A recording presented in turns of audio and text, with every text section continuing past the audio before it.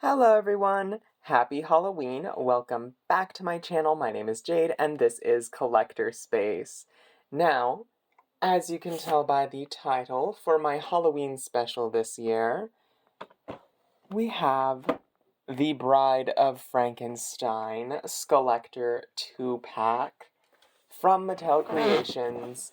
I was able to snag one set the day that they dropped, and this is actually my first time ever owning a non-Haute Couture Monster High Mattel Creations release. Like, my first time owning an actual Skullector series doll set. But before we get into them, be sure to hit that like button and subscribe. Turn on that bell notification so that you never miss a video from my channel. Without further ado, let's get into them. This set dropped on October. It dropped last week at the time I'm recording this. I don't remember the exact date anymore, unfortunately.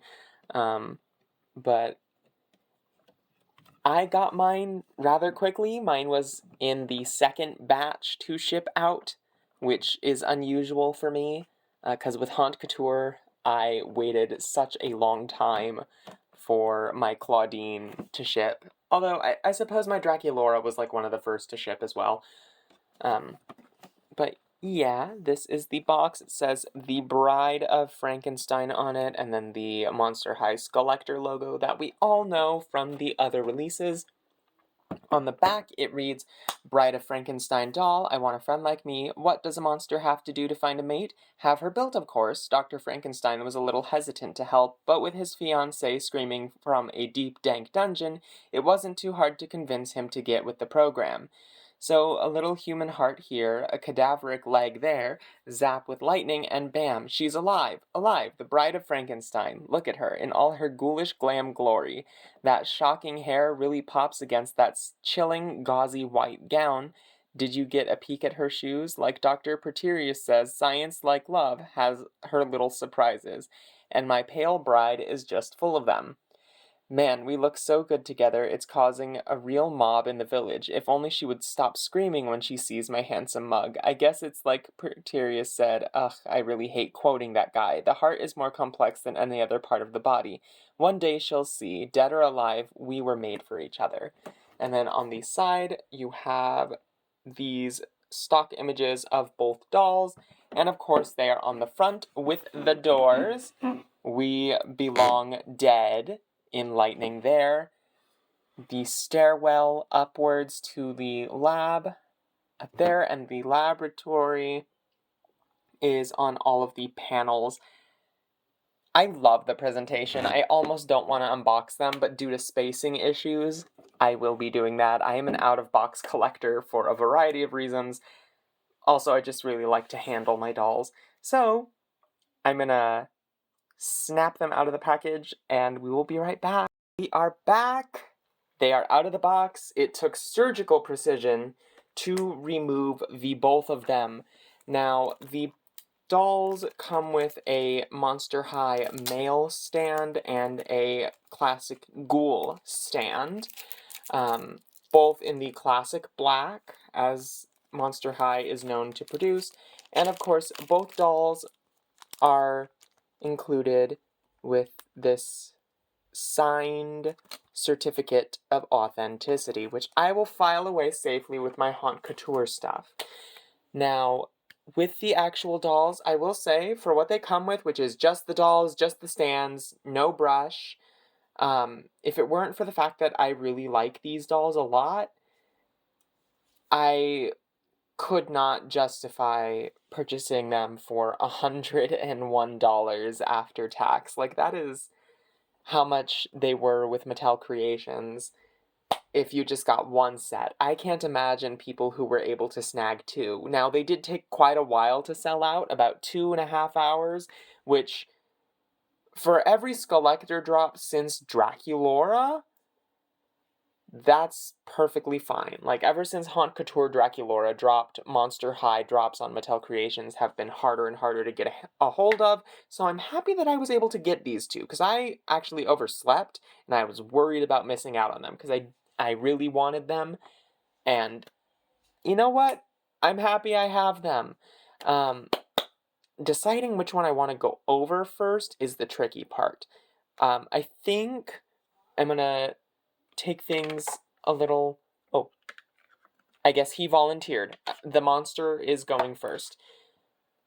And we will put the bride off to the side. Now, the monster, Frankenstein's monster, or Frankie's dad, according to some people. And let's just, like, get the elephant out of the room. That is a G3 face screening, which I love. I love the G3 screenings. They are far more detailed. Now, of course, he is on his own unique head mold, meaning everything on him 100% made for this doll. He has staples and stitches running at the top of his hairline, which is interesting. They're not painted, except for his 2 staples at the very front. Those are. And then he has his iconic scar above the eyebrow. He does not have painted eyebrows. And then he has this 3-dimensional skull with scar with painted staples, which I love that detail on him. Now, when I say he volunteered, I quite literally mean it. He is on the classic Monster High boy stand. However, as you can probably tell, he is on a very muscular build, and I'm pretty sure it's the Ever After High boy body. If I am looking at this correctly, I only have Hunter Huntsman to compare him with. And it looks like an Ever After High boy body, which also means that only his hands are detachable.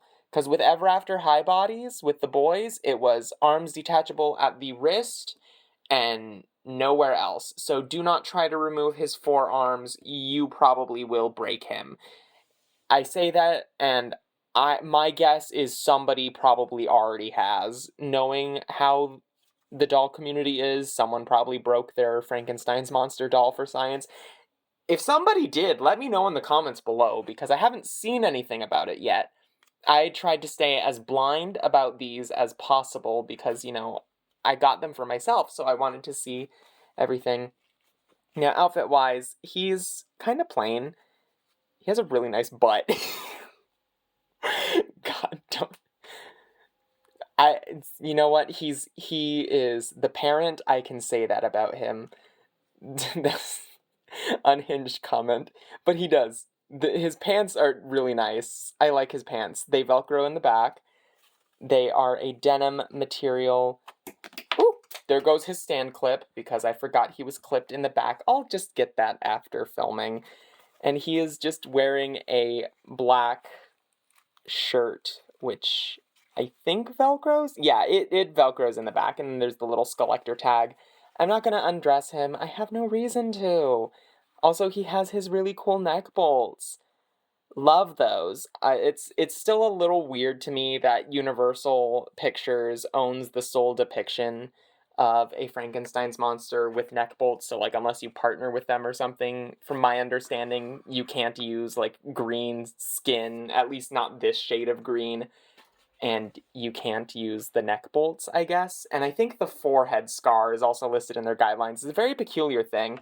And it's also, like, the reason why G3 Frankie is blue, this is a side note, is because is Nickelodeon. Nickelodeon character, nowhere partnered with Universal Pictures, which is, like, because G3 started with the media alongside the dolls, apparently, like the Nicktoon, I guess for some reason they can't use the old Frankie's skin tone and neck bolts for the cartoon because it's Nickelodeon and they don't want to pay the thing or whatever.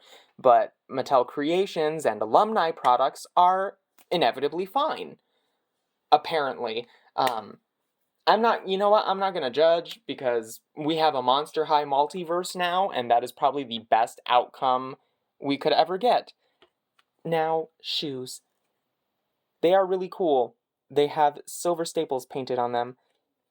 And they have details on the soles. I don't know what this looks like. Lab machinery, maybe? Speaker box? I can't tell. Really cool. Of course, ankle articulation, but you can see he has little stitches on his arms. Now I am curious to see if he has other stitches on his body. I can see one on his forearm here, and I'm sure he has another one on the other arm. maybe he has some on his thighs? I don't know. I'll figure that out off camera. But that's the Frankenstein's monster. I took way too long covering him because I went on a tangent, as I so often do. Now, the bride has been getting a lot of hate on the internet, which I don't think is fair. A lot of people are like, well, she's a Monster High doll. And yeah, she is. And she's also objectively pretty. I think if it weren't for the price, people wouldn't, like, crap on her so much, because I love her. She has this beautiful, like, kind of bluish green pearl. Like, imagine G3 Frankie's skin tone, but, like, iridescent. And that's the look that's on the bride's face. Like, that's the glitter that's embedded on her face and on her hands. Unfortunately, it does not look like that look carries over to her arms, as those are matte from what I can tell, and they are just bone colored. And she feels like she's very much on the older Monster High body with, like, the very thin pegs. They've been doing that lately. Like, Wave 1 of Haunt Couture came out, they had the G2 arm pegs. The Cree Productions came out, they had the G2 arm pegs. And then Haunt Couture Cleo came out, and she had the G1 arm pegs, and people started panicking. And then Real Drama Laguna came out, well, Real Drama in general came out, and they had the G1 arm pegs, and people started panicking even more, which I don't know why they went back to them, because they're not that sturdy. You know what? I'm gonna pause. I'm gonna find out what kind of arm pegs and hand pegs she has, and then I'll be right back. You know what? I don't even have to remove her arm fully. She has the original G1 connection points, which, Mattel, you know what? I love you. But for a $101 doll set, let's not use the G1 classic body. Someone's gonna come after me in the comments for saying that, but, like, the G1 body is horrible in terms of being sturdy. So yeah, we will display her in a place that is very much far away from falling and damaging herself. Now, as I said, her forearms are just a matte bone white, as is, I believe, the rest of her body. Nope, the rest of her body looks like it has that iridescence. It's just her forearms that don't. She feels like a mix between G3 Frankie's skin tone and Spectra Vondergeist's, like, haunted skin tone. And maybe a little bit of G1 Laguna thrown in there too. Like, she's like a hodgepodge of those different skin blends. Because, like, she's not quite bone white like Spectra, but, like, she's kind of pearly blue, but the shade of blue that she is G3 Frankie's. It's very hard to explain. Now, outfit-wise, she has this really cool staple belt. It is removable at the back, like all other Monster High belts. This thing is removable, too. It is elastic on. It's like a little stole, almost, or veil. It's one big cape. It's organza, which is okay. You know what? They weren't going to get that with any other material. Like tulle, you can't really shape. A lot of people like to confuse organza for tulle, but tulle is a very shapeless fabric. Like, you can't get it to do stuff like this. So I see why they used it, and I'm okay with that. Now, this is ruched, and this is like a cotton fabric. It almost feels like gauze. It's really cool. And there's a layer of it. Like, okay, so I did check this out off camera. This dress is one piece, but, and it Velcros in the back, but it is made to look layered. And that is because there is this layer of chiffon draping over it. Like, you can see where it's sewn in the back, which is okay. It's fine. Because this is chiffon. Like, this is a really nice fabric. I don't know if you guys know a lot about fabric usage in the toy world, but chiffon is not a very common fabric. There's a reason the Slumber Party dolls from Rainbow High were able to use it for Robin Sterling, because that doll was at a very expensive price point. But you don't really see chiffon anywhere else in the line. You don't really see chiffon anywhere in Playline ever. And with collector level, you see chiffon in, like, Integrity Toys or, like, the Black Label Barbies. because chiffon is a very delicate and very expensive fabric. So, you know what? Since we're getting actual chiffon for her dress, and like high quality, it's hemmed too, I'm okay with her having organza as her cape. You know, because like, I love this. Okay, enough rambling about fabric. Her face up is so pretty. Mine has like a pink dot here and here that I'm gonna have to remove. But otherwise, she's perfect. Like, this is the most perfect face screening I have ever seen on a Mattel Creations doll. I'm taking too long on her. I can already tell. Now, the rest of her hair in general. The black, saran. Nice and curly.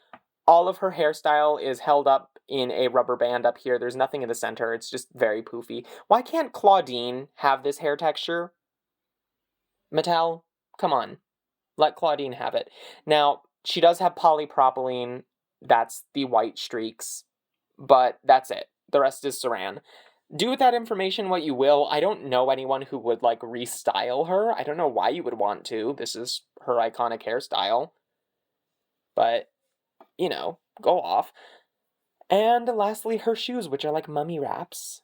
Gauze. They are pearly white. They are rubbery.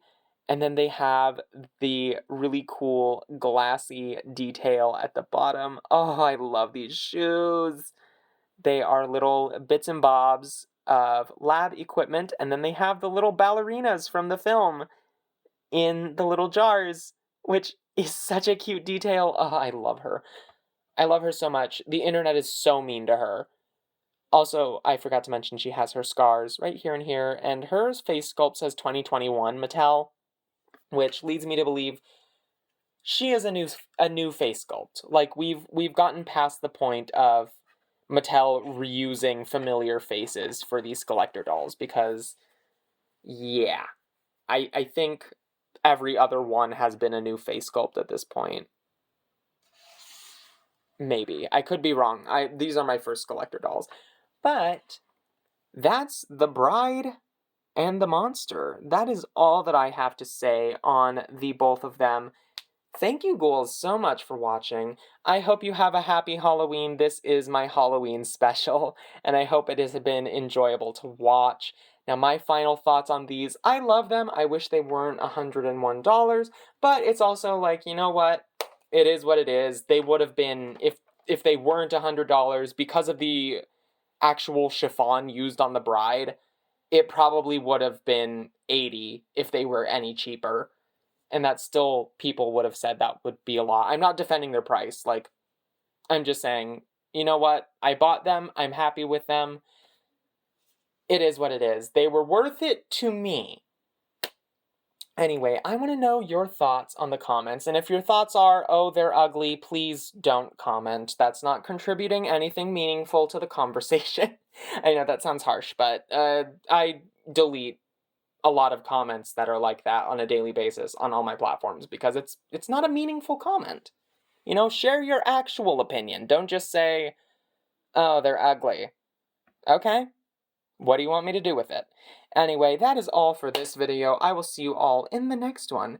Bye-bye!